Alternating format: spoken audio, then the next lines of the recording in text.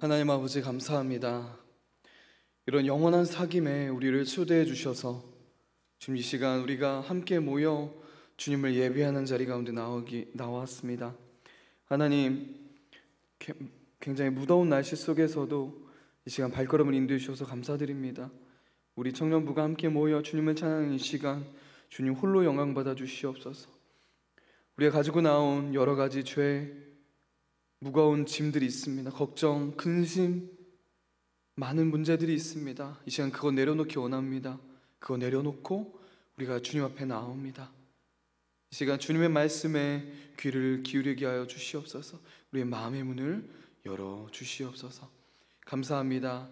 예수 그리스도의 이름으로 기도합니다. 아멘. 할렐루야. 할렐루야. 우리 서로 좀 이렇게 인사 나눌까요? 함께 예배드림이 기쁨입니다. 네, 함께 예배드림이 기쁨입니다. 반갑습니다. 요즘 날씨가 제가 동남아를 안 가봤지만 동남아 가면 이런 날씨겠다라는 생각이 들 정도로 굉장히 덥더라고요. 그렇죠? 그래서 동남아에 오신 분들이 있어요. 뭐 은효 형제도 그렇고 거기에 좀 몇 개월 사셨던 분들도 있는데 공감을 하시더라고요. 이렇게 더운데 함께 예배드려서 참 기쁩니다. 오늘 하나님께서 우리에게 주신 말씀은 시편 107편입니다.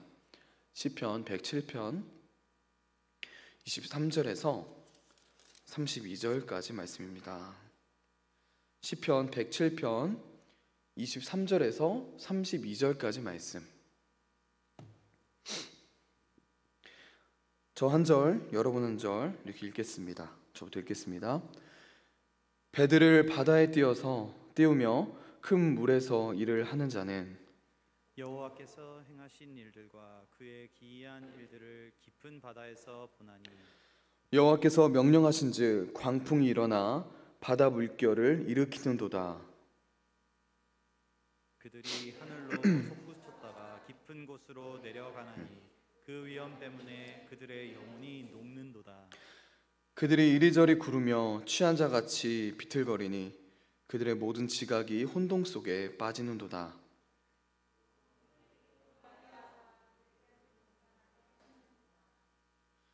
그들이 평온함으로 말미암아 기뻐하는 중에 여호와께서 그들이 바라는 항구로 인도하시는도다.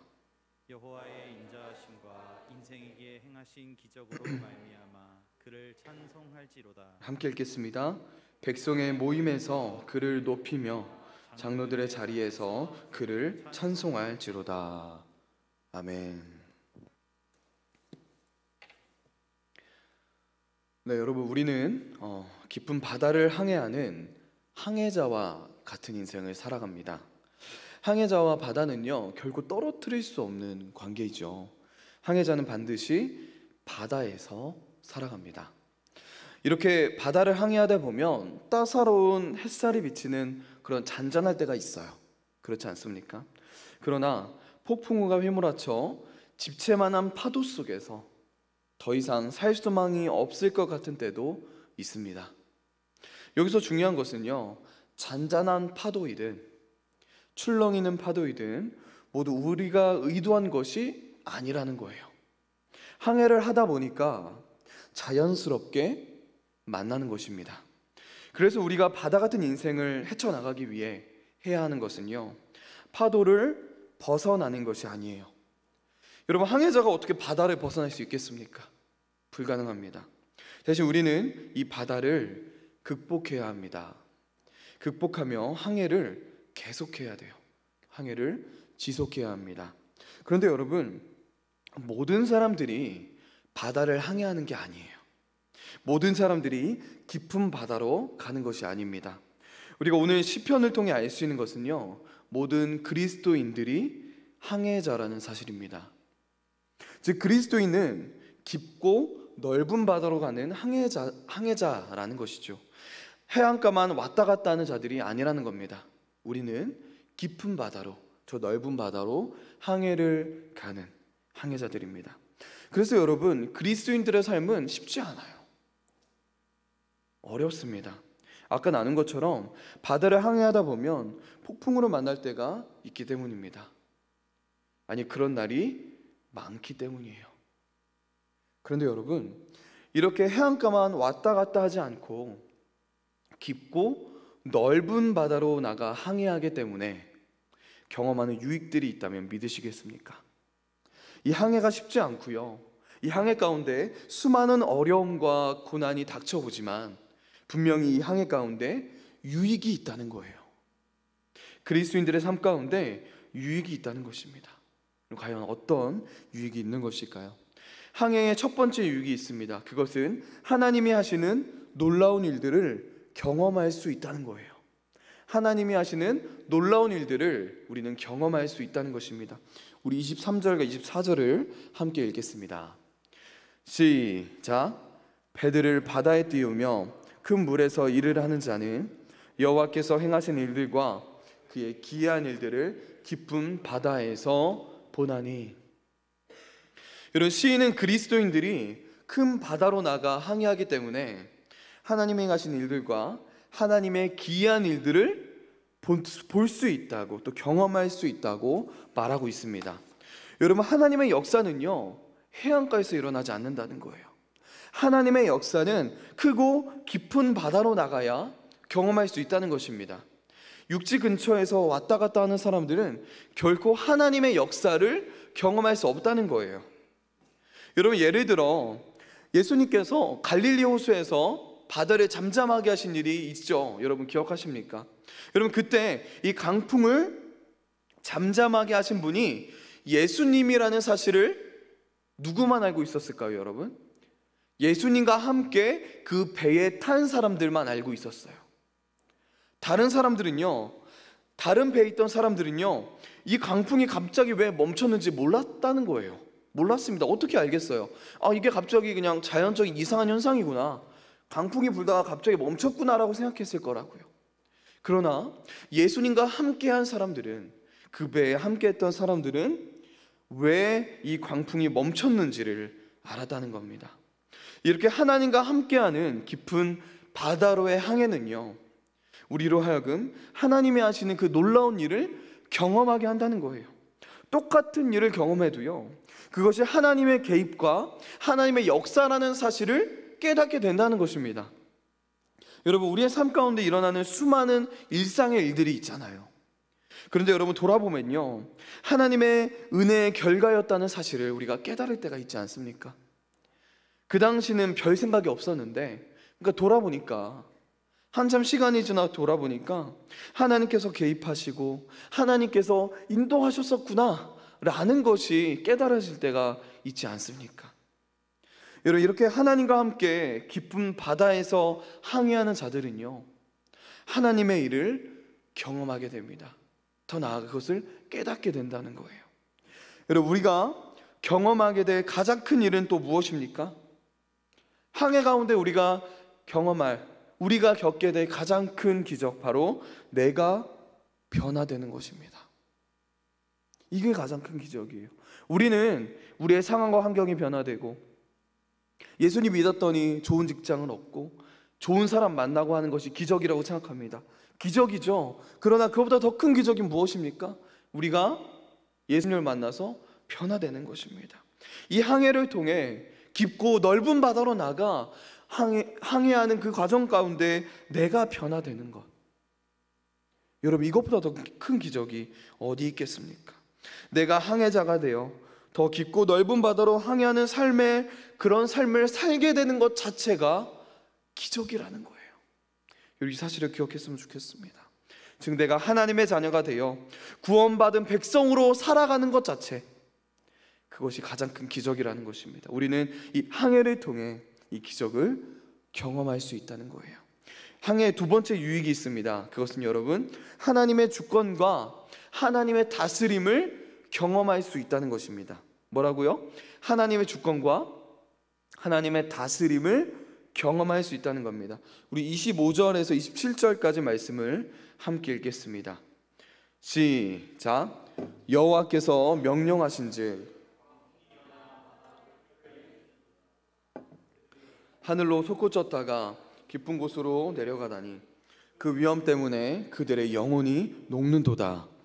그들이 이리저리 구르며 취한 자같이 비틀거리니 그들의 모든 지각이 혼동 속에 빠지는도다.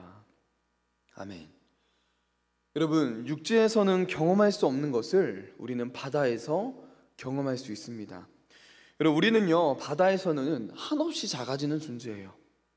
왜냐하면 바다 한가운데서 아무것도 할 수 없는 너무나도 작은 나 자신을 깨닫게 되기 때문입니다. 여러분, 생각해 보세요. 우리가 바다 한가운데서 무엇을 할 수 있을까요? 적어도 육지에서는요, 씨 뿌리고 잘 가꾸면요, 노력하면요, 열매를 보게 될 가능성이 적지 않아요. 즉, 우리의 열심과 노력이 아주 조금이라도 통한다는 겁니다. 그러나 바다에서는요, 우리의 노력이 전혀 통하지 않아요. 특히 깊은 바다에서 광풍이 일어나 파도가 높아지게 되면요, 우리는 그야말로 죽은 것과 다름없는 그런 존재가 될 수밖에 없어요. 그런데 여러분, 이 바다를 누가 다스리고 있다고 시는 말하고 있습니까? 하나님께서 명령하시어 광풍이 일어나 바다 물결을 일으켰다고 말하고 있어요. 이스라엘 백성들이 출애굽을 할 때 홍해가 갈라졌습니다. 바다가 갈라졌어요. 그래서 그들은 마른 땅을 걸었습니다. 이때도 바다는 하나님의 명령대로 그 위세가 꺾였습니다. 그리고 하나님의 통제를 받았다는 거예요. 신약에서도요, 예수님이 아까 이야기한 것처럼 갈릴리 호수의 그 바다를 잠잠하게 하셨습니다. 여러분, 바다는요, 고대 세계에서 통제가 불가능하고 가장 강력한 혼돈의 이미지로 알려져 있었어요. 구약 성경뿐만 아니라 고대 모든 신화의 특징이기도 한 이 혼돈의 세력과의 투쟁 모티브에서 바다는 우주적인 혼돈 세력으로 가장 많이 등장했습니다. 즉, 이런 바다를 다스린다는 것은요, 단순히 기적을 일으키는 것 이상의 일이었다는 거예요. 뭐 굉장하구나, 이 정도의 일이 아니라는 겁니다. 바다를 다스린다는 것은요, 온 우주를 다스리는 것과 같은 거예요. 이렇게 하나님께서 바다를 다스리시는 그 모습을 통해 우리가 알 수 있는 것은 무엇입니까? 하나님께서 그분의 능력과 주권으로 세상을 다스리고 계시다는 거예요. 바다의 모든 광풍을 하나님께서 일으킨다고 말할 수는 없습니다. 하지만 하나님께서 모르시는 광풍이 일어날 수는 없어요. 여러분, 기억하시기 바랍니다. 우리의 삶 가운데, 우리의 항해 가운데 광풍이 일어납니다. 그러나 우리가 잊지 말아야 하는 것은요, 하나님께서 모든 것을 주관하고 계시다는 거예요. 하나님은 우리의 향해 가운데 일어나는 일들을 보시고 놀라지 않으신다니까요, 여러분. 우리의 삶 가운데 일어나는 일들 중에 하나님 밖에서 일어나는 일은 없습니다. 모든 것이 하나님의 주권과 하나님의 다스림 안에서 일어난다는 거예요. 그러니 우리는 두려워할 필요가 없다는 것입니다. 걱정할 필요가 없는 거예요. 우리가 바다에서 보고 경험하는 것이 무엇이든 하나님의 통제 아래에 있다는 사실이, 여러분, 그 사실을 여러분 기억하시기 바랍니다. 이렇게 우리는 항해를 통해 하나님의 주권과 다스림을 철저하게 경험할 수 있는 것입니다. 항해의 마지막 유익이 있어요. 그것은 하나님과의 관계가 더욱더 깊어진다는 것입니다. 우리 28절과 29절을 함께 읽겠습니다. 28절 29절인데요, 시작. 이에 그들이 그들의 고통 때문에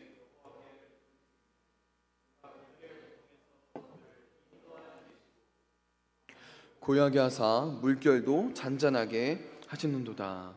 아멘.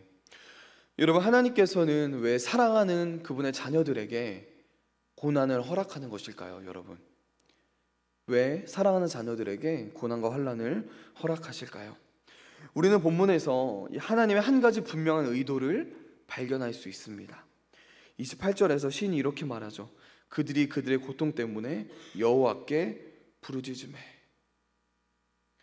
하나님의 백성들은 공통적으로 근심과 환난, 고통 때문에 하나님께 부르짖습니다. 여기에 일단 하나님의 의도는 분명해요. 여러분, 생각해 보세요. 많은 경우 사람이 정말 하나님을 찾게 되고 하나님께 부르짖게 되는 것은요, 그 사람이 근심과 환난, 고통 중에 있을 때예요. 그렇지 않습니까? 솔직하게 우리의 삶이 평안할 때 하나님 찾나요? 그러지 않잖아요. 삶이 평안하다가 우리 가운데 어려움이 찾아올 때 하나님을 찾게 됩니다. 그렇다면 하나님을 찾는다는 것, 하나님께 부르짖는다는 것, 하나님께 기도한다는 것이 왜 그렇게 중요할까요? 이게 정말 고통을 수반할 만큼 가치가 있는 것일까요, 여러분? 여러분, 하나님께 부르짖는다는 것은요, 단지 기도한다는 것이 아닙니다. 기도하는 것을 포함하지만 기도한다는 것만이 아니라는 거예요. 사람이 하나님께 부르짖을 때 그가 비로소 하나님과 동행하는 그런 삶의 여정으로 들어가는 것이기에 그것이 중요하다는 것입니다.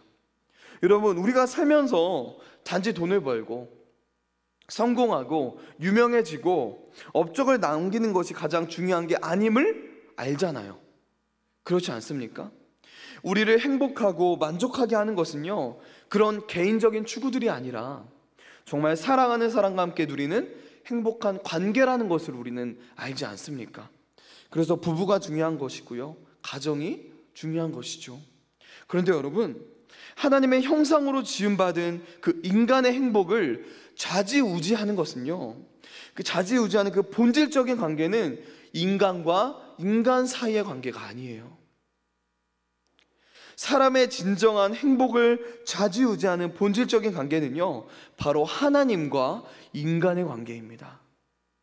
이 관계가 깨어지면요, 우리는 참으로 행복할 수 없다는 거예요. 그런데 여러분, 문제가 있습니다. 문제는 여간에서 사람은요, 하나님께 나아가지 않아요. 여간에서 사람은 하나님께 부르짖지 않는다는 거예요. 인간이 하나님께 부르짖기 위해서는요, 광야의 시간이 필요합니다. 인간이 하나님을 찾기 위해서는요, 사막을 지나야 돼요. 마치 흑암과 사망의 그늘에 앉는 경험이 필요하다는 거예요. 다른 말로 고통과 고난과 어려움이 필요하다는 것입니다. 그렇기 때문에 항해 가운데 고난이 있는 거예요. 항해 가운데 높은 파도가 들이닥치는 것입니다. 이렇게 이 항해 가운데 찾아오는 고난은요, 우리로 하여금 마침내 기도하게 만들어요. 마침내 하나님을 찾게 만듭니다. 왜냐하면 바다 한가운데서 우리가 의지할 분은 오직 하나님 한 분밖에 없기 때문입니다. 여러분, 기억하세요. 하나님과의 관계가 더욱더 깊어지고 하나님과 더욱더 친밀해질 수 있는 것은요, 깊고 넓은 바다에서만 가능합니다. 깊고 넓은 바다를 항해하며 만나는 고난과 어려움을 통해서만 가능하다는 것, 여러분 기억하시기 바랍니다. 그런데 여러분, 아무리 항해 가운데 우리에게 이런 유익이 있다 해도요, 만약 이것이 전부라면 과연 우리에게 소망이 있을까요? 평생 깊고 넓은 바다에서 항해만 하는 그 인생을 살게 된다면요, 그리고 그 바다 위에서 죽게 된다면 그 인생은 복된 인생이 아니겠죠. 여러분, 항해자의 인생은요, 바다 위에서 끝나지 않습니다. 뭐라고요? 항해자의 인생은 바다 위에서 끝나지 않습니다. 우리 30절과 31절 말씀을 함께 읽겠습니다. 시작. 그들이 평온함으로 말미암아 기뻐하는 중에 여호와께서 그들이 바라는 항구로 인도하시는도다. 여호와의 인자하심과 인생에서 행하신 기적으로 말미암아 그를 찬송하리로다. 아멘. 여러분, 우리가 계속 이야기하는 것처럼 이 항해는 쉽지 않아요. 어렵습니다. 이 항해 가운데 고통과 어려움이 찾아와요. 그러나 우리가 그 고난과 어려움 가운데서도 잊지 말아야 하는 것은, 우리가 붙잡아야 할 소망은 바로 하나님께서 반드시 우리를 목적지로 인도하실 거라는 거예요. 여러분, 이 사실입니다. 항해 가운데 죽을 뻔하고, 항해 가운데 때로는 다치기도 하고요, 항해 가운데 굶고 목마를 때가 있을지라도 하나님께서는 반드시 우리를 목적지로, 소원의 항구로 데리고 가실 거라는 거예요. 여러분, 오늘 하나님께서 저와 여러분에게 말씀하십니다. 얘들아, 내가 반드시 너희를 목적지로 데리고 갈게.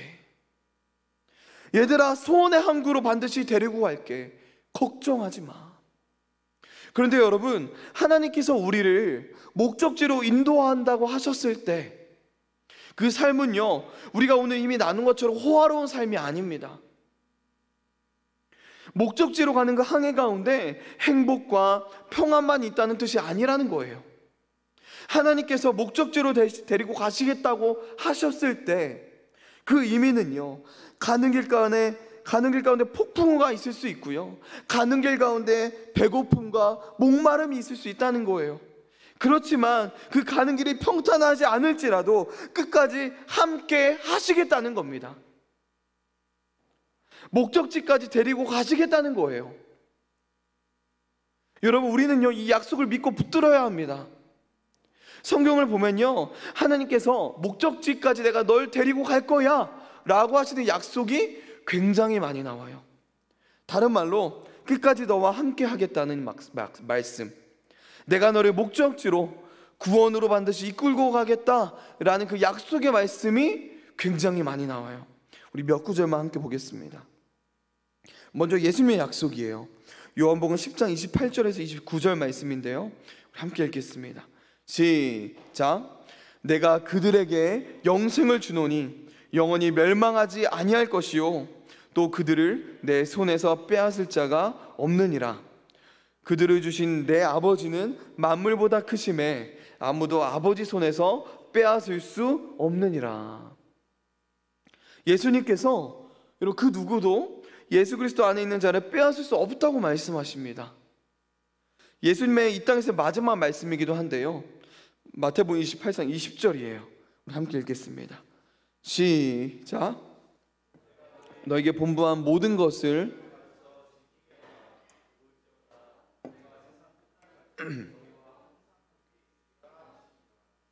아멘. 여러분, 예수님께서 우리와 끝까지 함께 하신대요. 세상 끝날까지 함께 하시겠다고 약속하셨다는 거예요. 목적지까지 함께 하시겠다는 거예요. 사도 바울에게도 이런 확신이 있었습니다. 로마서 8장 38절 39절인데요, 제가 읽겠습니다. 내가 확신하노니 사망이나 생명이나 천사들이나 권세자들이나 현재일이나 장래일이나 능력이나 높음이나 기쁨이나 다른 어떤 피조물이라도 우리를 우리 주 예수 그리스도 안에 있는 하나님의 사랑에서 끊을 수 없으리라. 끊을 수 없으리라. 그 어떤 고난도 환난도 위협도 어려움도 그 세상의 그 무엇도요, 우리를 하나님의 사랑에서 끊을 수 없다고 사도 바울은 선포하고 있습니다. 빌립보에서도요, 사도 바울의 확신이 나와요. 함께 읽겠습니다. 시작. 너희 안에서 착한 일을 시작하신 이가 그리스도 예수의 날까지 이루실 줄을 우리는 확신하노라. 여러분, 하나님께서 우리 안에 무엇을 시작하셨대요? 착한 일. 우리 착한 일이 무엇입니까? 구원이에요. 우리 안에서 시작하신 그 구원을 반드시 이루시겠다는 거예요. 마지막까지 우리를 이끌고 가시겠다는 겁니다. 여러분, 저도 확신합니다. 하나님께서 저와 여러분을 반드시 목적지까지 데리고 가시겠다는 거예요. 반드시 소원의 항구로 가게 하실 것입니다.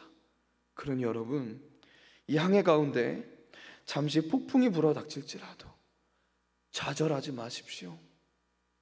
많은 사람들이 인생의 파도 앞에서 주저앉습니다. 그 이유가 무엇일까요? 바로 의지할 곳이 없기 때문입니다. 만약에 인생의 광풍을 만나 고통받을 때 저 멀리 소망이라는 육지가 보인다면, 그 소망의 항구가 우리 눈에 보인다면 여러분, 그 누가 좌절할까요? 그저 망망대해 속에 갇혔다고 생각하기 때문에 좌절하는 것 아니겠습니까? 여러분, 잔잔한 파도만 있다고 해서 그 삶이 형통한 삶이 아닙니다. 광풍이 불어 아무것도 할 수 없는 상황에 직면했을 때조차도, 높은 파도 앞에서 죽은 것과 다름없는 존재가 되었을지라도 오직 하나님의 도우심과 은혜를 경험하는 사람이 형통한 사람입니다.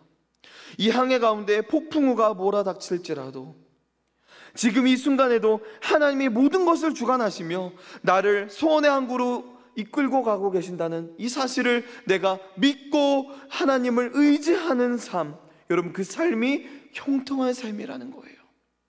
여러분, 하나님께서 저 여러분에게 약속하셨습니다. 내가 너희를 소원의 항구로 데리고 갈게. 걱정하지 마. 내가 너 목적지까지 데리고 갈 거야. 여러분, 이 험한 세상, 평탄하지 않은 이 세상, 망망대해 같은 이 넓은 이 깊은 바다 한가운데서 이 약속의 말씀 붙들고 굳세게 항해하는 저 여러분 되기를 소망합니다. 추억의 CCM 가수가 있어요. 바로 시와 그림입니다. 들어본 적 있나요? 시와 그림. 가장 유명한 찬양이 임재예요. 하늘의 문을 여소서 이곳을 주목하소서라는 찬양이잖아요. 그리고 또 다른 곡이 있습니다. 바로 항해자라는 곡이에요. 가사가 이렇습니다. 한번 들어보세요. 나 비로소 이제 깊고 넓은 바다 간다. 두려움에 떨고 있는 내 손을 주는 결코 놓치지 않으셨다. 나 비로소 이제 폭풍우를 뚫고 간다. 비바람에 흔들리는 나약한 나를 잡아주시는 그분은 나의 주님. 주 나를 놓지 마소서. 이 깊고 넓은 바다에 홀로 내 삶의 항해의 끝이 되시는 주님이시여, 난 의지합니다. 날 포기하지 마소서. 나 잠시 나를 의지하여도 내 삶의 항해의 방향을 잡아 주시옵소서. 여러분, 이 가사가 오늘 우리의 기도가 됐으면 좋겠습니다. 우리 기도하기